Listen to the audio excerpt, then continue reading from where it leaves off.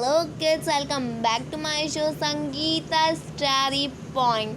Please like this video, share this video and subscribe to my channel and press the bell icon to don't miss my another update. तो बच्चों do comments and जो last video के winner का name है, एक ने अभी तक कमेंट्स दिया है, तो उसका नेम है राकेश शर्मा. तो Congress Rakesh Sharma, clapping for that. तो वेरी नाइस कि उन्हें बिल्कुल राइट आंसर दिया है.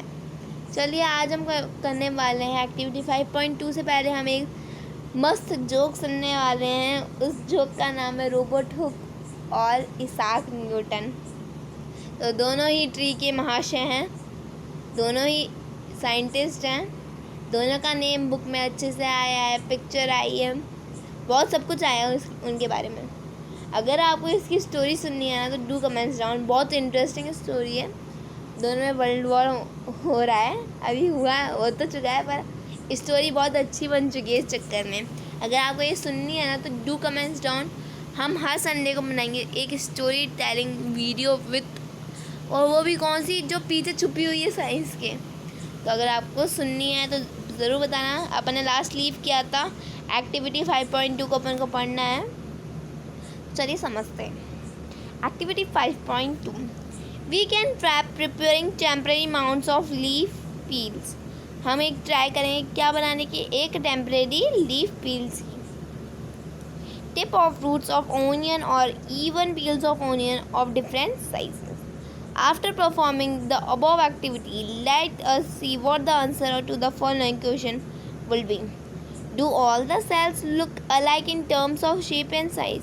क्या सारे जो सेल्स हैं वो एक जैसे दिखते हैं, क्या उनकी शेप और साइज़ एक जैसी है.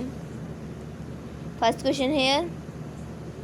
Do all cells look alike in structure. जो सारे सेल्स हैं उनका एक ही वर्क है और एक ही सब कुछ करते हैं, एक जैसे दिखते हैं वो. थर्ड क्वेश्चन है could we find differences among cells from different parts of plant body. क्या हम उसके डिफरेंसेस फाइंड कर सकते हैं. What similarity could we find. कौन कौन सी सिमिलरिटी फाइंड की है. Some organism can also have cells different kind. Look at the picture, it depicts some cells from human body. तो यहाँ पे बहुत सारे आपको सेल्स दिख रहे होंगे अलग अलग टाइप के. तो मैं बता देती हूँ. सबसे पहला सेल कौन सा है, स्मूथ मसल सेल. इसकी शेप आपको दिख रही होगी. ये बिल्कुल मतलब कि मैं कैसे बताऊँ इस शेप के बारे में. स्मूथ मसल सेल है ये. और ये राउंड राउंड सा क्या है, ब्लड सेल जो अपनी बॉडी में प्रेजेंट होता है. अभी आप सोच मत ना कि ये रूट्स है, ये रूट्स नहीं है, ये नर्व सेल है आपकी. नर्व सेल आपको पता है कि कैसी होती है, थोड़ी कंफ्यूजिंग होती है, तो वो ऐसी होती है नर्व सेल. Sorry 1 minute. ये है ओवम, गर्ल्स रिप्रोडक्टिव सिस्टम. ये है बोन सेल और ये है boys reproductive system sperm. Alright. ये है फैट सेल. और नर्व सेल के बारे में अपन ने पढ़ लिया था. यहाँ पे 2 डायग्राम दे रखे नर्व सेल के. ये सॉरी हाँ 2 डायग्राम दे रखे नर्व सेल के. तो ये आप अपन बायो में आगे जाके पढ़ेंगे ओवम और स्पर्म के बारे में. ये दोनों ही रिप्रोडक्टिव सिस्टम हैं.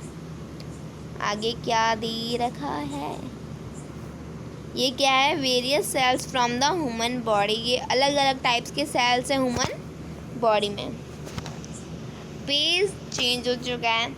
बहुत इंटरेस्टिंग समझने के बाद हमने समझा ये बहुत सारे वेरियस सेल्स के बारे में. Smooth muscle cells.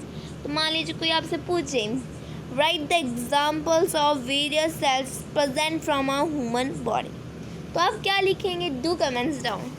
मैं सबको एक अपने वीडियो में नाम लूँगी, सब बच्चों के, अगर जो कमेंट्स डाउन करेंगे. ये बहुत इंटरेस्टिंग क्वेश्चन है, आप और भी लिख सकते हैं.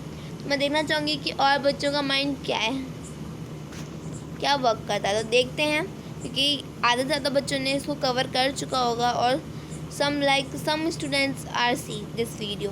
बहुत कम स्टूडेंट्स देख रहे होंगे इस वीडियो को, तो वो बहुत कम स्टूडेंट्स भी अगर कमेंट्स करेंगे तो मुझे बहुत ज़्यादा अच्छा लगेगा। तो डू कमेंट्स डाउन। तो नेक्स्ट है आपका, नेक्स्ट पेज है, क्या दे रखा है? The shape and size of cells are related to the specific function they perform. जो शेप और साइज होता है वो अलग अलग फंक्शन परफॉर्म करता है। सम सेल्स लाइक अमीबा, पिछली वाले वीडियो में हमने बताया था, उसे एमोबिया नहीं बोलते, उसे अमीबा बोलते हैं। हैव चेंजिंग शेप, वो क्या चेंज करती है? शेप को चेंज करती है। In some cases the cell shape could be more और लेस और फिक्स्ड। अगर आप कुछ और केस की बात करें तो सेल की शेप मोर ज़्यादा भी होती है और लेस भी होती है। Fix and peculiar for a particular type of cell. For example nerve cell have a typical shape. जब अपन ने नर्व सेल के बारे में पढ़ा था, उसकी शेप कैसी? टिपिकल टाइप शेप है उसकी। नर्व सेल की क्या कैसी है? टिपिकल है। अपना माइंड बहुत सारी चीज़ों को सोचता है। कोई सोचता है कि हम आगे जाके बहुत कुछ करना चाहते हैं, और फिर सोचता है कि क्या करेंगे। तो एज ए माइंड हमारा सोचता ही रहता है, कभी वर्क करते हुए बंद नहीं होता है। तो उससे हम टिपिकल शेप कहते हैं, वो टिपिकल ही रहता है पूरे time. Each living cell has the capacity to perform certain basic function that are characteristics of all living forms. क्या बोला है? जो लिविंग सेल्स होते हैं उनकी एक कैपेसिटी होती है उनको परफॉर्म करने की basic function that are characteristics of all living forms. Next है, how does a living cell perform the basic function. कैसे लिविंग सेल परफॉर्म करती है बेसिक फंक्शन को? समझते हैं कैसे करती है।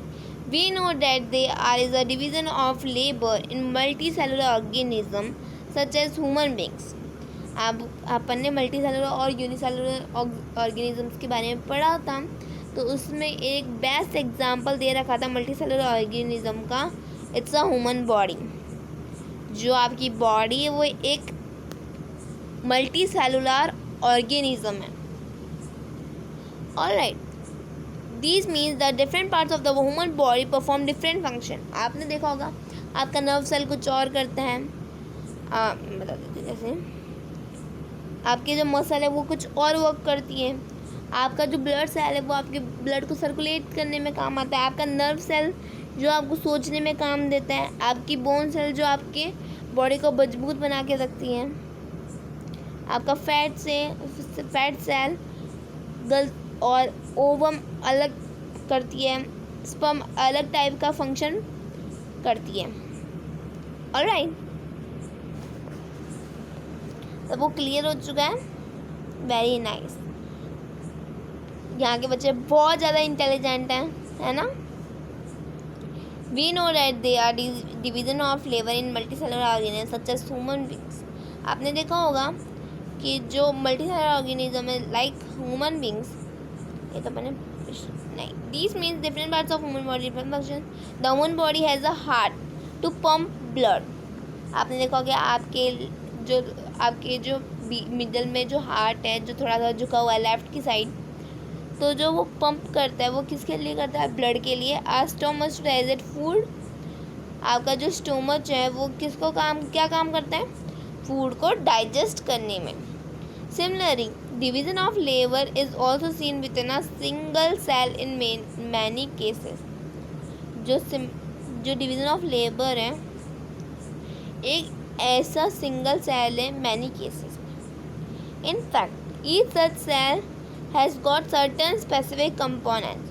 जो ये सेल है उनकी एक सर्टन स्पेसिफिक कंपोनेंट है known as cell organelles. Alright, each kind of cell organelle perform a special function.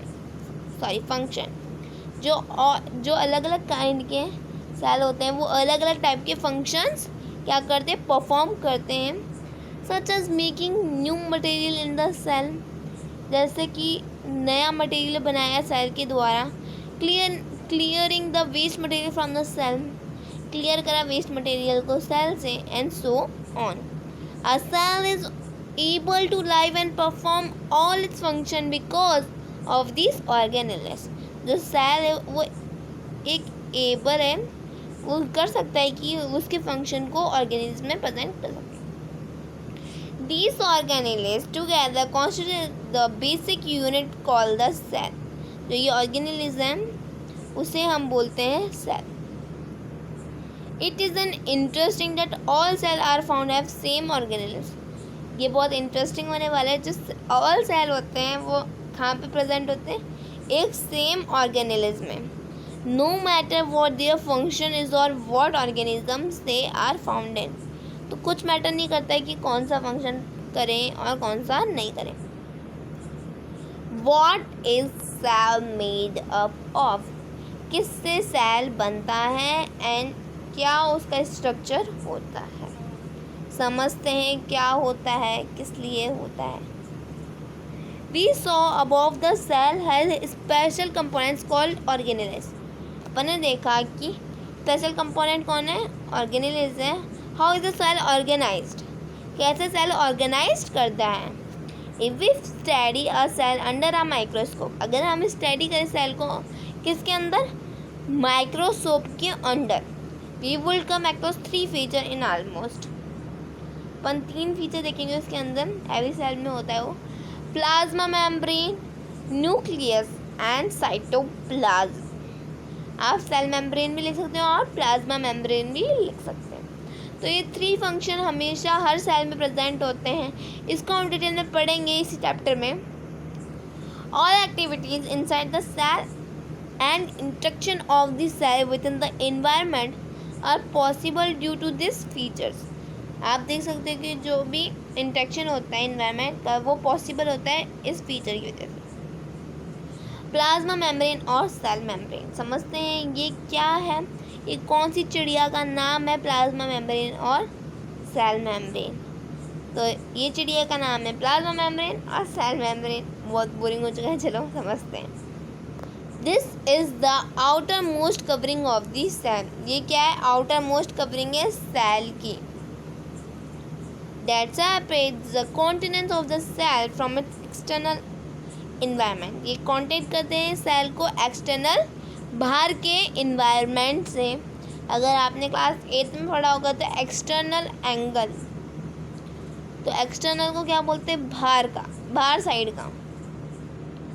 The plasma membrane allows और permits the entry and exit of some materials in out of the cell.